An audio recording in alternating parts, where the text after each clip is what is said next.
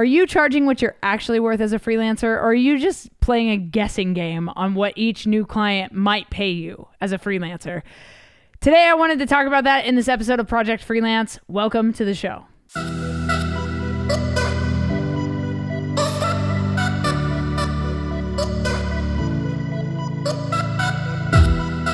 Hey guys, welcome to Project Freelance. This is the podcast about freelancing. I am Kay, your host. I am a videographer, photographer, drone pilot, podcaster. I do a lot of things. I go on a lot of crazy adventures. The most recent thing I've really taken on is over the past year, I've been working for a spaceflight media company called Interstellar Gateway, and we film rocket launches. I have taken like a accidental hiatus from this podcast because I've been so busy actually doing the work. I've been busy freelancing, and in order to keep this podcast going, it's like it's a labor of love. Obviously, I don't make money off of this podcast at this point. I never have, and that's not really why I started it. I started it because, one, I wanted to help other freelancers like myself, and two, I wanted to pick the brains of my friends and fellow freelancers to see how they grew and learned from the mistakes that they made so that I could, skip those mistakes, and so that you could also skip our mistakes. But that's why I started this podcast, but I've been so busy freelancing. I mean, my spaceflight media team just got back from the Bahamas, where we filmed the 9th Starship launch from SpaceX, fly right over our heads. It was absolutely insane. It was called Project Skyfall. I actually covered Skyfall by Adele for the project. And it just came out today. So if you want to go check that out, it is the 10th. This won't come out till Monday, but it came out on June 10th. If you want to go check it out, it's on Spotify under my name, Enagonio. But yeah, that being said, I wanted to talk about this because I think it's been a long-standing pain point of freelancers. How should you charge clients? Should you just be have a set hourly rate, or should you charge for the value of the project? And there are pros and cons to each thing. And I kind of wanted to just open up the conversation to you guys. If you have opinions on this, please let me know in the comments below. If you want to come on the podcast and share your story as a freelancer, I would also love to have you on. So please hit me up. My email will be in the description, as it is in every episode. So just to start off with a personal case study from myself. A few years ago, I was on a tour called the Emo Orchestra Tour, doing photo video content and some songs as well with this group. It's a touring orchestra with an emo legacy band. So the first two bands we had on the tour were Hawthorne Heights and Escape the Fate. And I was sitting down, I think we were on a day off, and I was trying to kind of schedule jobs for when I got home from tour. And I was hanging out with my friend Evan, who was the orchestrator and the conductor of the emo orchestra. Evan is a genius. He orchestrates music for cinema and for orchestras as well. But he does a lot of work in the Marvel landscape. He also worked on the newest Quiet Place movie, Day One. He worked on the new Twisters film, and he worked on Aliens Romulus as well. He's a genius and just a very talented human. And I was asking Evan, because I was trying to price out, a job that had come across my plate. I was trying to figure out what to charge these people, and I asked Evan, I was like, how do you charge people? Do you have a set hourly rate? And I kind of did at the time myself, but this was I was moving into more into the corporate realm, that being conferences and manufacturing space and just some higher end clients that had bigger marketing budgets, but I was afraid I was going to lowball myself, frankly. So I asked Evan, I was like, should I just charge them hourly, or what do I do here? And Evan said, simple, just reply to them and ask them what they have. What do they have set aside for this? Because here's the secret. Here's the overarching secret to this entire thing.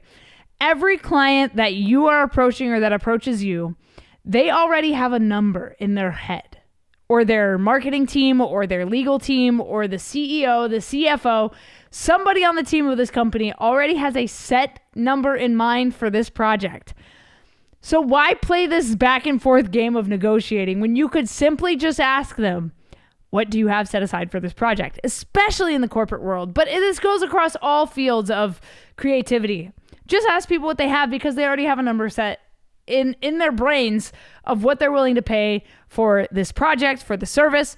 And if they don't, then you have to start playing the back and forth game, which frankly takes up a lot of time and energy. And It's just so much faster and easier to get straight to the point and not play this like cat and mouse kind of game. And that's the main overarching theme of this episode, is like, just ask them what they have. But I do want to like break this down. I want to go into like some pros and cons. But since that moment, since Evan was like, what, just ask them what they have, my whole world has shifted. My entire business has boomed because I've stopped setting hourly rates or day rates or half day rates or all the little numbers. And I've simply asked these corporate clients, what do you have? And now I do that for every project, for bands, for band promos, for festival shoots, for short films, whatever it is, for a one-off gig, for an ongoing gig. These people already have a number in mind. So like I just skip all the silly stuff and just get straight to the number. And then I tell them like, hey, that works for me, or hey, like you're a little low. Can you come up? Because like maybe there's travel involved. Maybe it's international. Like there are things that do have to be negotiated even with these set rates. Do they want the raw files? How many edits do they want? Like, are they going to ask you for 12 edits down the line? Like you got to think about all that stuff. But that all comes in your contract, which you should also have for every client that you have. You should definitely have a set contract and business insurance. And we'll get into all that here like in future episodes. But these are just like the things you need as a freelancer. But let's talk about day rate pricing just a little bit. So obviously, if you have set rates for things, set day rate, set half day rate, hourly rate, whatever, it's simple. And it's easy to pitch. But again, like the con of, again, is like, what if you lowball yourself because their number in their mind was higher and you could have made more money? You're leaving money on the table by doing this. But again, it is simple and easy to pitch. It's predictable income. You kind of across the board know what you're trying to get paid and what you're going to get paid kind of for every client. And it's good for like production heavy jobs. So if it is like a film, or an editing, like a long-term editing job, hourly rates or day rates do come in handy for sure. But if it's a one-off job, it is a little bit different. And some of the like downsides to doing day rates or half day rates or hourly is that it doesn't really reflect the project's value or like the ROI from the client side. Like, are they using this video or photos for advertising and marketing? Like you should have additional pricing and fees on top if say they want to print your photos in a magazine or print your photos on a billboard or whatever it may, or if they want to put your video in a movie theater that's going to be seen nationwide to advertise their company. Like you have to also consider like, what is the placement of this photo or video or project? And again, like I said, it can like really cap your income. Like it doesn't leave room for like much adjustments, because if you're like, oh, you know, 1,000 a day, and they hit you back and they're like, oh, we were thinking 2,000 a day, but that's good for us. And you're like, fuck, you just shot yourself in the foot and you're like losing some money. Like I said, leaving money on the table. And I've actually found that if you charge hourly, clients will often compare you to cheaper labor. So if you charge $150 an hour for a job, they might be like, oh, well, we are talking to other people and this other person's charging us $75 an hour. So like, we're going to go with them because it saves us $20. Like, oh, this is the silly cat and mouse type of game that I don't want to play. I don't want to play it. Just tell me what you have in mind. Honestly, that's where I'm at these days. So let's go ahead and talk about, you know, I talked about a lot of the pros of that value-based pricing, or like what their set budget already is, because like I said, they've already got something set in mind. So some of the pros of this are obviously like you're more aligned with like the client's goals, because whatever they have in mind for this project, like you see value in it. It's not just like another job to you. It is, but like to them, it shows that you care and you value the company. You obviously have a higher earnings potential because like I said, they have a marketing budget set aside for these projects. So like, if you can just get them to tell you what that is, you may be shocked to see how much more you can make. And this has been my case. You know, I've definitely, since I've started implementing this in my own workflow, in my own like project scope, pre-production stages, I've seen huge financial growth from doing it this way. And it encourages like a long-term client relationship because like I said, they value you, you value them as a company and their project. But I will say there are a few cons. If you are relatively new to the freelancing space, if you don't have like a lot of experience within, the whatever creative space you're in, it is definitely harder to pitch. But if you do have the experience, if you have the show reels, if you put like testimonials on your website, which by the way, if you're not doing Google reviews and having your clients leave you reviews on your like website, on your business website, you're also missing out there because a positive review can go a very long way. So I highly encourage you guys to set up a Google review page. It's free, I think. I'm pretty sure it's free. Through like your business, you can just go to Google like reviews and add your business, and then you can send your clients a link after a project and be like, hey, I would love it if you could take 2 minutes to leave me a review and a rating and some feedback so that I can get some other potential clients that I would love to work with similar to your company. It really does go a long way. This charging at like a value-based pricing tier, it does definitely require like strong client education. So like you have to kind of study who these people are that are approaching you for these jobs. Something else that I've found interesting is that I've gotten so many more requests through ChatGPT requests. I think I spoke about this on the podcast previously, briefly, but I was approached by a professional soccer player that moved to Nashville to join the Nashville soccer football team, whatever. I don't watch football. I watch UFC and boxing because that's like all I care, or MMA and boxing rather, because that's like all that's the only sports that I care about personally. But he needed somebody to film his customized like car vehicle that he had paid a bunch of money to customize. It was very cool.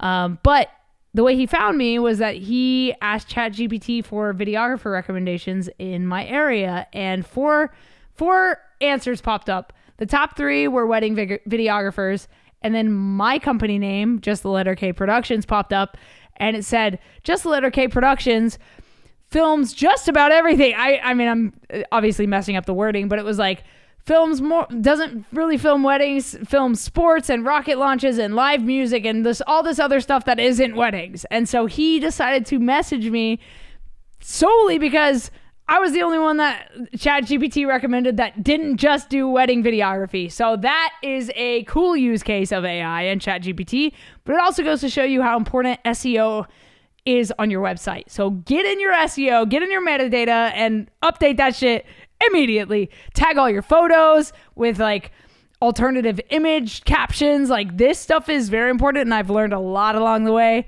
about websites and all that stuff. But again, conversation for another time. But what I'm saying is like you have to kind of look up and vet these clients because they're obviously vetting you. They're looking at your portfolio. So see who you are working with before you take on a job. And again, it may not apply to like every industry. I work a lot in manufacturing and conferences and live music, but there's tons of stuff out there. Freelance drone jobs versus like a branding consultant. Like if you're doing branding consulting, that's obviously you're going to be charging vastly different in different ways. So depending on the type of freelancing you do, this may not work. But I found as a videographer, photographer, drone pilot, editor, that value-based like client pitching is the way to go. It's the way to go. And what I've noticed is that within the past few years, there have been like kind of hybrid pricing models. So day rates plus like performance bonuses, like if the video does well, or, on YouTube, there are websites where you can now, I can't remember the name of the website, but I'll put it in the description if I can find it, where you can actually give credit to people that were involved in videos, like on YouTube videos. So like the videographer, the editor, the colorist, the whatever, drone pilot, you can credit them. So it's like an IMDb for YouTube, but you could also split the earnings with these people. It's actually pretty sick. So you kind of get like royalties on the back end, depending on the performance of a video. So that's also pretty cool. And then something else that I've noticed a lot more recently are like subscription-based relationships or retainers, they're definitely becoming more common. The ultimate goal is for you to get like, for some people is to get like a salary job. So especially in like the touring world, like if you get a salary gig as like a front of house person, like you get paid whether the band's on tour or not, but then you also get paid when the band tours. So you get like more on top of that. Pretty interesting. I know a few people that are on salary with bands, and like I need to have some of them on if they're willing to talk about it, because it's actually insane to me that like you can get to the tier where like you're with a band that's like, yeah, we'll put you on salary as a crew person. Like what the fuck? That's ultimate goals. Licensing digital work. So people are charging on licensing fees, as far as, you know, whether it's print ads or like I said, if a video gets played in like a movie theater before a film, how do we charge for licensing and for reuse and stuff like that? Like that's something that I'm not really too familiar with, but would love to learn more about that. But I wanted to ask you guys personally, like, do you charge by the day or do you charge by value, and why? Like, please let me know down in the comments. I'd love to have your input on this. If you have any real examples that you would like to share, numbers maybe that you would like to share, up to you guys how much information you want to share with the audience here and myself. But just to wrap up this episode, like you should really like maybe audit yourself on like what you're charging, like audit your rates, you know, and try to figure out like what is being charged in the market. And you can use AI tool. You can use ChatGPT. You could just ask like, hey, what's the going rate for a drone pilot in whatever state, New York or Miami or whatever city/state that you live in.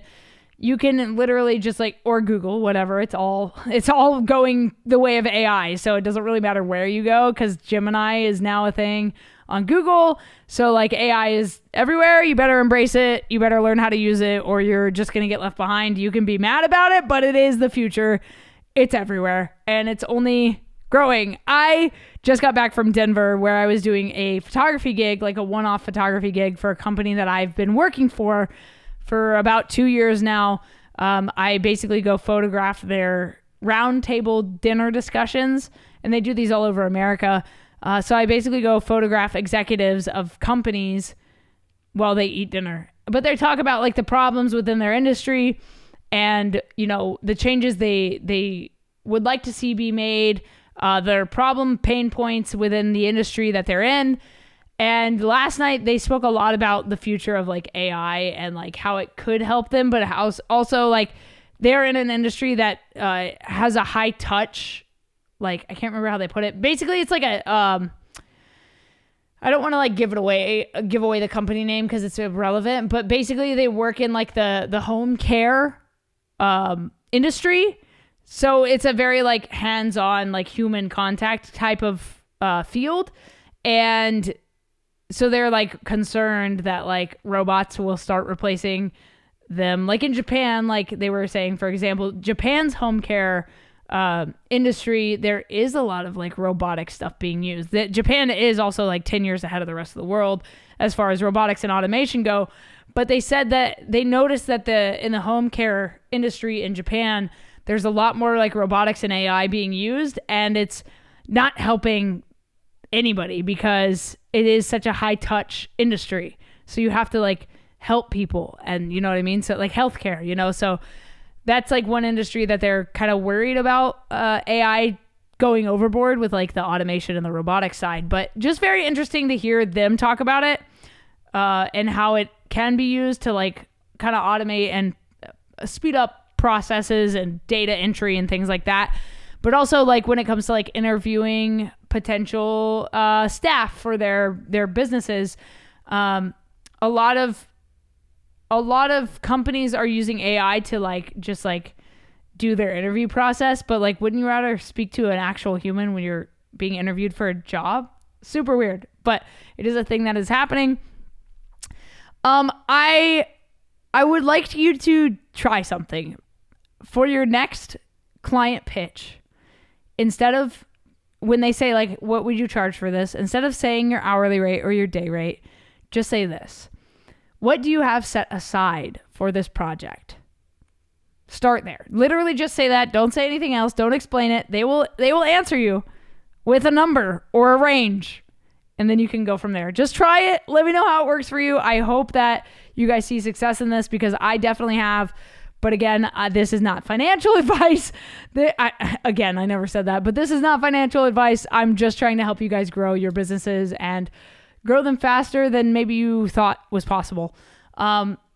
And yeah, it's interesting times, and I'm curious to hear how this is working for others. So please leave your feedback below, and let me know what you guys would like me to talk about in the next episode. I'm going to probably batch a couple of these for the next few weeks and get them out to you. But thank you guys so much for watching. My name is Kay. I freelance, and it's fun. I like to do what I do, and it sure as hell beats a 9-to-5. But yeah, stay strong, keep enduring, go out and go create something, guys. I'll see you soon. Peace.